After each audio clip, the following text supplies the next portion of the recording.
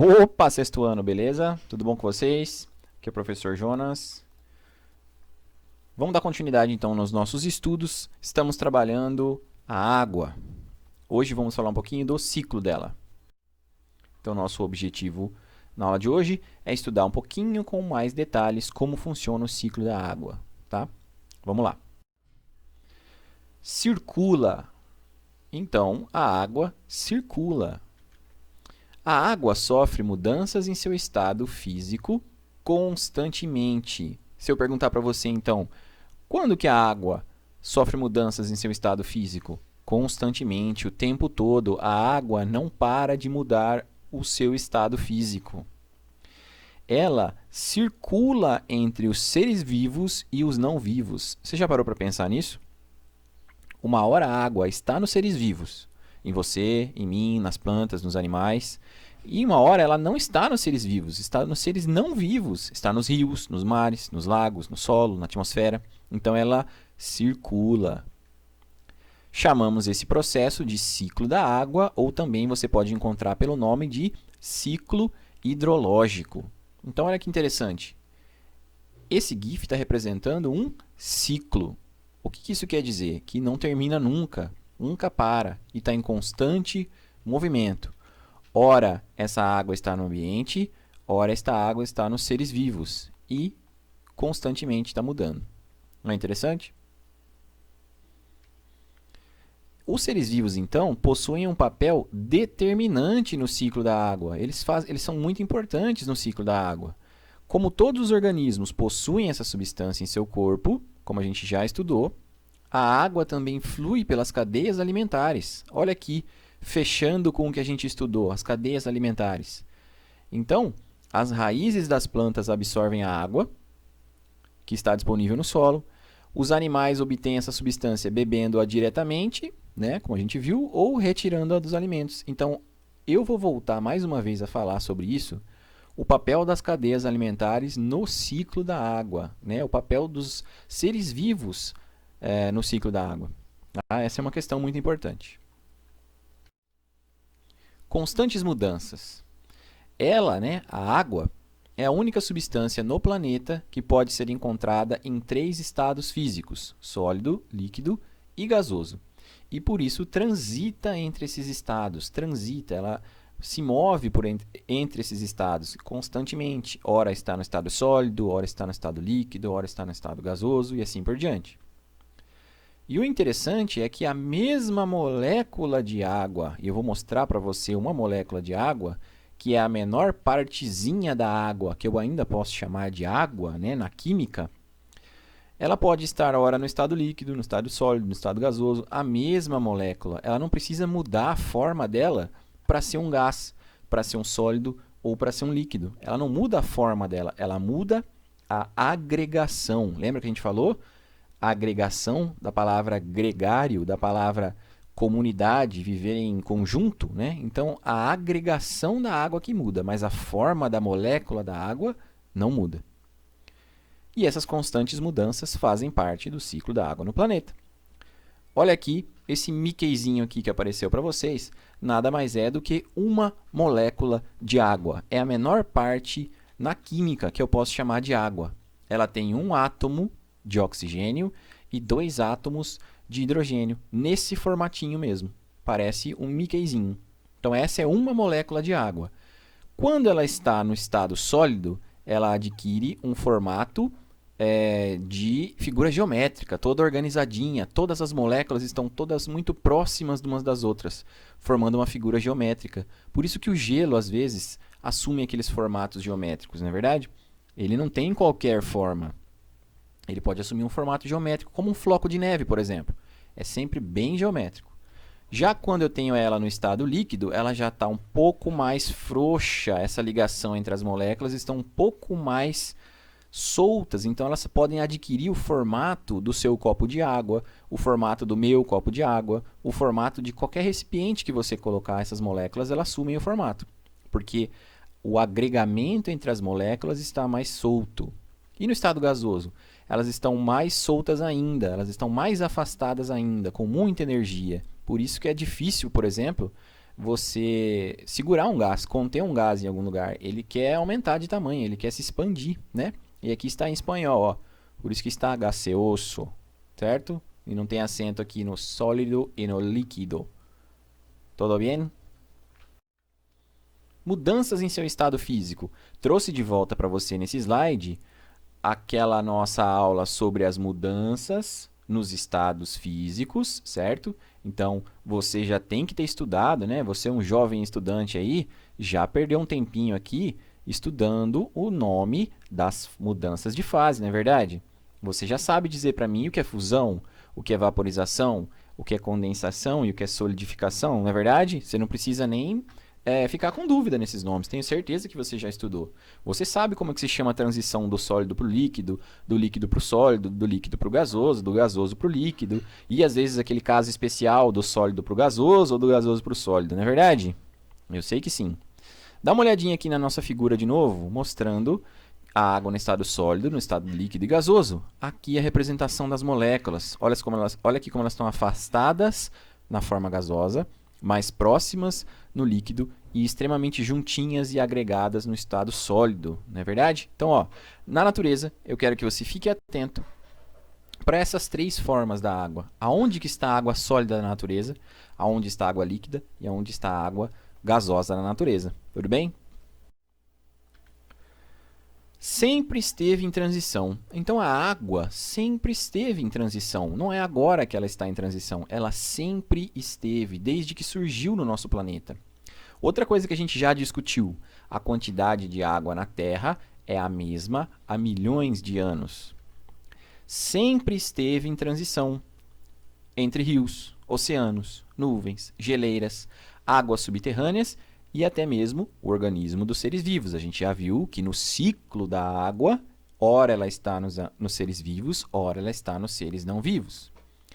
Pode ser então, ó, uma curiosidade, que algumas moléculas, aquele formatinho do Mickey, que estão em seu corpo neste momento, agora mesmo, nessa água aí que está na sua garrafinha que você está bebendo, já tenha feito no passado, como ela está em constante transição e a quantidade de água é a mesma há milhões de anos, essa água que está na sua garrafinha pode estar, no passado podia estar numa geleira, no passado podia estar até mesmo nos dinossauros.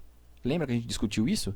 Por isso que eu coloquei essa imagem aqui de alguns dinossauros que há milhões de anos estiveram no nosso planeta, bebendo um pouco de água aqui num rio. Essa mesma água que está aí pode ter passado pelo organismo de um dinossauro. Pode não, né? É quase uma certeza. Tanto é uma certeza que eu vou falar baixinho aqui de novo para você que está ouvindo esta aula, certo? A nossa pergunta secreta, na verdade, é uma indicação secreta que eu vou dar para você se aprofundar um pouco mais no assunto da água que os dinossauros já podem ter bebido. Então, não conta para ninguém, certo? É a nossa indicação secreta da aula de hoje. Eu vou passar na descrição do vídeo, presta atenção. Na descrição do vídeo no YouTube, eu vou postar esse vídeo agora no YouTube. Na descrição do vídeo vai ter uma indicação para você assistir um outro vídeo que eu encontrei, tudo bem? Falando um pouco mais sobre isso. Se você ficar curioso sobre essa água que a gente bebe hoje, ela ter sido bebida por dinossauros, né? Ser xixi de dinossauro, na verdade, entra nesse vídeo. É um vídeo em inglês, tá? Mas tem como você colocar as legendas. Se você clicar na engrenadinha lá no YouTube, tem como você alterar para legendas em português, enquanto você pratica o seu inglês ouvindo aquela aula, né? Um vídeo sobre isso, tudo bem? Então não conta para ninguém, não divulga no grupo, é para a gente pegar quem não está assistindo o vídeo e tem que ficar esperto, beleza? Então vamos voltar para nossa aula. Olha aqui, já mostrei essa imagem para você, coloquei aqui de novo, fiz questão de colocar aqui para você perceber que apesar de planeta água, se eu empilhasse toda a água que tem no planeta, de todos os rios, de todos os lagos, de todos os oceanos, em todos os seres vivos e fizesse uma única bola com ela, esse é o tamanho que ela teria. Então, a quantidade de água na Terra é a mesma há milhões de anos, e isso não quer dizer que seja muita água e nem que seja muita água potável. Já discutimos isso, sabemos que a água é um bem e é um bem muito precioso, nenhum ser vivo consegue ficar sem água e mesmo assim a gente não está cuidando dela o suficiente, né? A água não vai acabar, o ciclo da água não permite que isso aconteça. No entanto, a água potável é muito escassa no planeta e a gente está acabando cada vez mais com a água potável, aquela que eu consigo beber. Já temos pessoas que não têm acesso à água potável no planeta hoje. Hoje, tudo bem? Então, aquela água que sai da torneira, tratada, é um bem muito precioso hoje. A gente tem que discutir sobre isso toda vez. A gente tem que lembrar sobre isso toda vez. Vamos ficar atentos com a água, tudo bem? Jovens, geração, vocês têm que cuidar da água. Vamos falar do ciclo, finalmente, agora. Dada toda essa importância, toda essa introdução, vamos falar do ciclo. Vou perguntar para você quem é que começa o processo? Quem é que começa o ciclo da água? Vai estar essa pergunta para você lá. Quem é que começa o ciclo? Da onde vem a energia para esse ciclo funcionar? Do Sol. É a luz solar que bate todo dia no planeta Terra, responsável por manter esse ciclo funcionando há tanto tempo. É ela que garante que a água evapore. É a evaporação da água, né? A transformação da água do estado líquido para o estado gasoso que inicia o ciclo, pessoal. Essa aqui é uma questão muito importante. Depois disso, vamos seguir o que acontece, essa historinha. O vapor de água sobe para as camadas mais altas da atmosfera e condensa-se, ou seja, passa do estado vapor, do estado gasoso, para o estado líquido. Né? Se condensa, condensação, formando as nuvens, que são pequenas gotículas de água no estado líquido. Quando essas nuvens ficam carregadas, ocorre a precipitação, que nada mais é do que a chuva. Esta pode ocorrer na forma líquida, se for a chuva mesmo, ou se tiver muito frio, nas formas de granizo e neve. A água da chuva então retorna para a terra, podendo seguir diferentes caminhos, como voltar para lagos e rios ou infiltrar-se no solo. Uma vez no solo, a água é absorvida pelas raízes das plantas. É aqui que eu vou trazer de volta para você aquele papo sobre a cadeia alimentar. As plantas estão colocando na cadeia alimentar, olha aqui. Por meio da transpiração, as plantas eliminam a água, no estado de vapor, a gente já viu isso, principalmente pelas folhas. Só que olha a cadeia alimentar. As plantas colocam água nos frutos, nas raízes, nas sementes e nas folhas, transferindo essa água para os seus consumidores. Então, é aqui que os consumidores obtêm a água, através das plantas, dos produtores que absorveram do solo. Ou também, além do que é ingerido na alimentação, sabemos que os animais obtêm água bebendo-a diretamente. Sabemos disso. E como que os animais devolvem a água? Devolvem a água para o ambiente pela transpiração, assim como as plantas, mas as plantas perdem muito mais.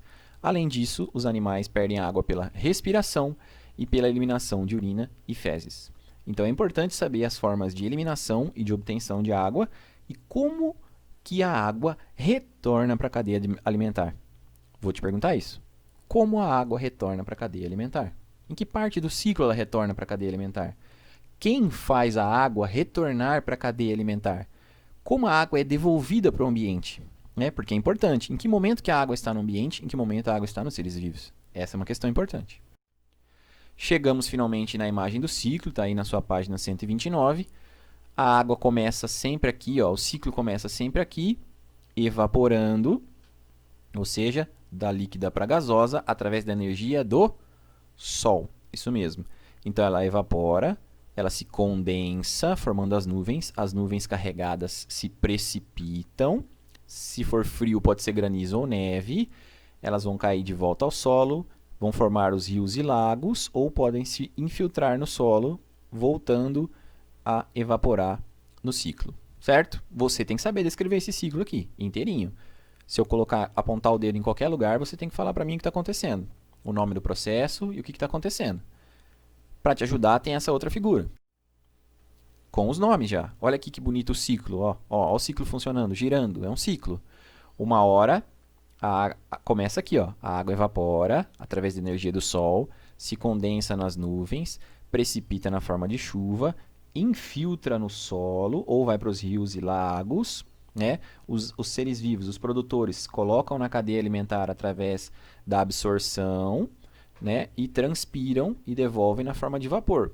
Os animais podem se alimentar dos produtores ou beber a água diretamente e também perdem por transpiração, respiração e pela urina e pelas fezes. Legal? Esse é o ciclo da água. Essa figurinha é muito boa para você estudar. E é assim que a gente chega no final da nossa aula. Se você chegou até aqui, estudou um pouquinho como funciona o ciclo da água, você cumpriu o objetivo da aula. A gente se vê na próxima